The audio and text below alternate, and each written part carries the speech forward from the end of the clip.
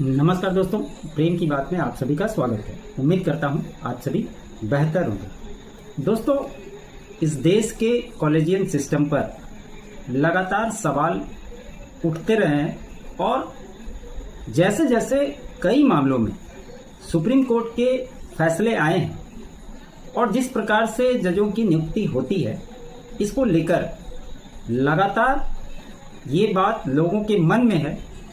भले आम लोगों की धारणा है कि इससे हमको कोई लेना देना नहीं है, लेकिन ये कॉलेजियन सिस्टम पर सवाल लगातार उठते रहे।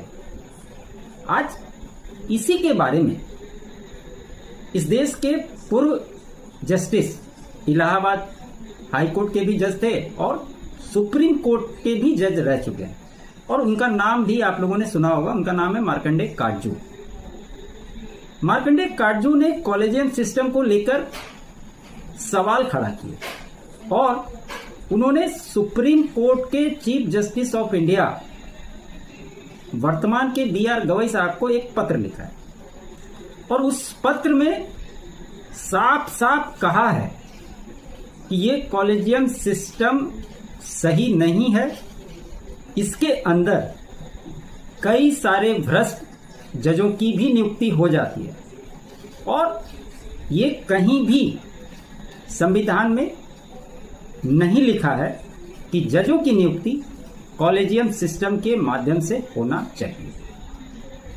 तो अभी तक तो लोग सोशल मीडिया में कई सारे यूट्यूबर हैं, उन्होंने इस पे सवाल उठाए, लेकिन महत्वपूर्ण इसलिए हो जाता है क्योंकि आज इस सिस्टम के ही रह चुके लोग इस पे सवाल उठा रहे हैं।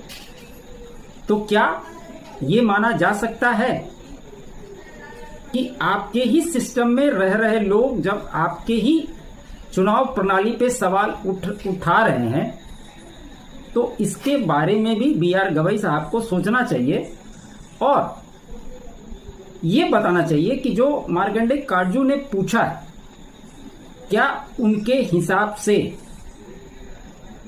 कॉलेजियन सिस्टम बंद करेंगे? यह बहुत बड़ा सवाल है,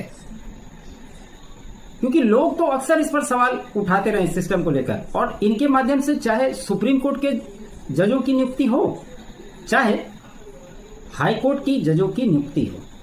आखिर कॉलेजियन सिस्टम के बारे में आपने तो बहुत सुना, लेकिन यह कॉलेजियन सिस्टम है क्या, ये बना कब, इसके बारे में चर्चा करेंगे। और उन्होंने जो पत्र लिखा है, कई सारे चीजों को तथ्यों के आधार पर बताते हुए उन्होंने अपनी बातों को पूरी तरह से स्पष्ट किया है।